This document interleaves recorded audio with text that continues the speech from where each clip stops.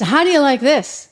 There's talk now of Elon Musk making the cut. Elon Musk, this exclusive story in the Wall Street Journal, I want to share the headline with you, coming out today, just moments ago, that there's a growing alliance there, and it's expected that he would have an advisory role in the president's White House, assuming Donald Trump wins. I mean, that's really kind of cool, actually, because you know what? Say what you want about Elon. He's a smart guy who believes in our freedom of speech.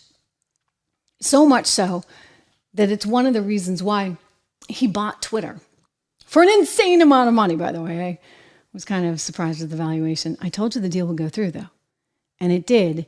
And he's encountering all kinds of other problems because in this free speech environment where you should be able to say what you think, you can so easily get shot down for it, lose advertisers, etc. It's why he's so angry at Disney. But let's go back to one of the reasons why he bought it in the first place. I want to share an excerpt with you of an old Fox interview with Tucker Carlson.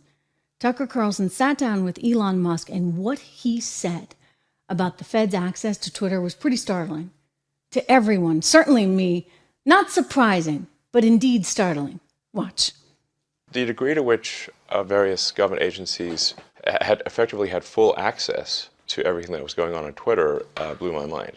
I was not aware of that. Would that include people's DMs? Yes. DMs, what that means is direct messages. So if I direct message you on Twitter and you respond back, it means the government could see it. Apparently the State Department was all over that stuff. And so this is some of the information that's come out with the Twitter files, et cetera. Remember, Matt Taibbi, the reporter, was highly intimidated by the IRS. He had IRS agents show up on his doorstep the day he had gotten his hands on the Twitter files, the day he was supposed to testify before Congress. I mean, all of this is happening, by the way, under Joe Biden's administration. All of it is extremely alarming. So I, for one, would love to see someone like Elon Musk who's thinking intelligently about AI, how we preserve our freedoms in this new AI world.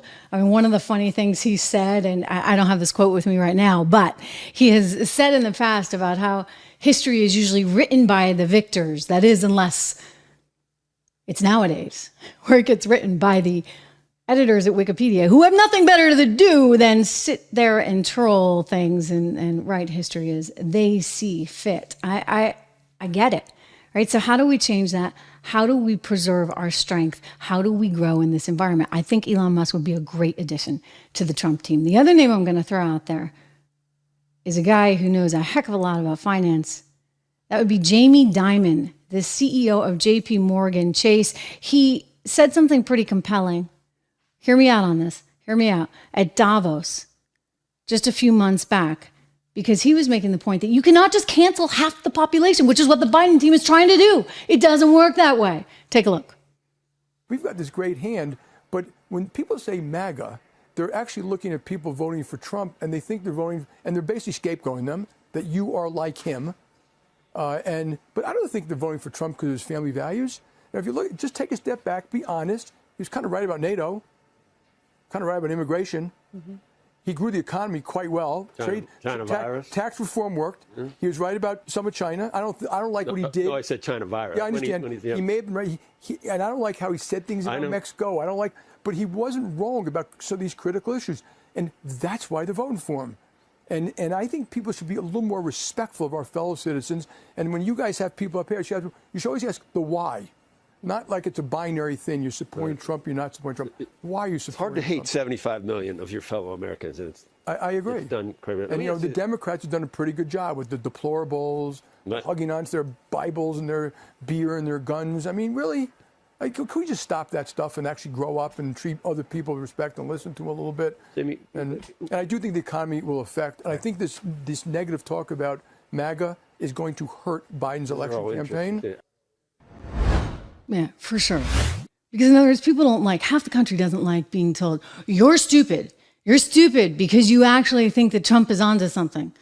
When he is, for goodness sakes. I mean, he's talking about things that Biden just doesn't get. Trade agreements, for one. How taxes work, for two. I mean, The reality that you need a secure border. Number 3, I mean, this is not complicated. And yet for some reason with Joe Biden, he's not the brightest bulb. He never has been. Let's be very, very frank on that. Not a bright guy. Graduated bottom of his class in law school from Syracuse. Not a bright guy, but just a politician. So he's got these hot button issues. He's going to try and play them over and over and over again. Good versus evil. Oh, MAGA's bad, etc. No. Half the country actually believes that we need to think about ourselves and putting ourselves first in an America First agenda, because you just can't keep doing what you're doing. I mean, consider on the economic front what's going on. We're just printing and printing and printing and printing. I mean, our debt load now, 34 trillion and counting. I know it gets you guys worked up, and it should get you worked up, because what it's going to do is evaporate the value of your dollars. Your dollar is worth less today than it was 5 years ago, 10 years ago, 50 years ago, because of all the money printing. And it's one of the reasons why I really do encourage people to look at a diversified portfolio. It's one of the reasons I'm proud to have sponsored with American Heart for Gold. Wonderful, wonderful team. They're very, very well rated. It's just a great offer as well, which is one of the things that excites me, because I'm always looking out for you guys and want a deal. Anyway, I would encourage you to go to Trish Loves Gold. I can remember, you can remember that even though I'm dressed in silver today. TrishLovesGold.com. And take a look at American Heart for Gold. Drew, if you can put that up, I'm actually going to give them the information as well, the text, which is 65532. You can text my name, Trish, to 65532, because you have an opportunity to get up to $15,000 in free silver with this company.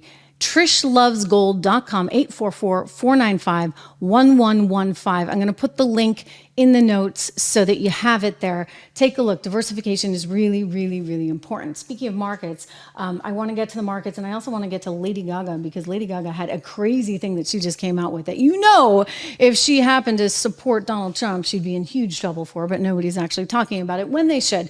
Anyway, going to the markets right now, we've been looking at kind of a down day. Let's see how we've recovered, or if we've recovered at all. The market had been down as much as 300 points as we began this show here. So let me just get you some real-time data as we watch what's going on. Some concerns that, the economy could be stumbling. Yeah, the market's still off about 1% or so. So at 38,491, 10-year Treasury yield up at 4.6%. Treasuries looking more attractive, of course, in an environment where people are saying, well, wait a second, if I can get 4.6% in my Treasury bond, do I really want to be in equities? Here's what I'm going to say. Diversification. Again, diversification. And there's still a reason for you to be in equities, in stocks, that is. Just make sure you're in the right ones. If you want to know which ones are the right ones, my colleague over at 76 Research, a longtime friend named Rob Horton, superstar fund manager who spent the last 20 some odd years picking stocks as a fund manager on Wall Street, just an enormously great track record. I'm so proud to have partnered with him on this project. 76research.com. We actually have a promo that we are running right now, and I want to share. There we go, 20% off all your subscriptions if you use coupon code 76USA24. 76USA24. Go to 76research.com. Sign up for at least the free stuff, right? At least get the free stuff. You can get the 76 report, which has a lot of good ideas, some of which have done just incredibly, incredibly well. I'm so proud of that and so excited, because I think we really timed that. Not that I believe in time in the market. Let me be very careful about that, because I'm a big believer in buy and hold, but I want to make sure that you're buying in the right levels, right? So good stuff there for all of you. Go check out 76, you get it, right? 76research.com. Use the coupon code 76USA24. Look at those model portfolios. Model portfolios, we have 3 different ones. They're all with 10 to 15 different stocks, all to help you invest for yourself and your family for the long term.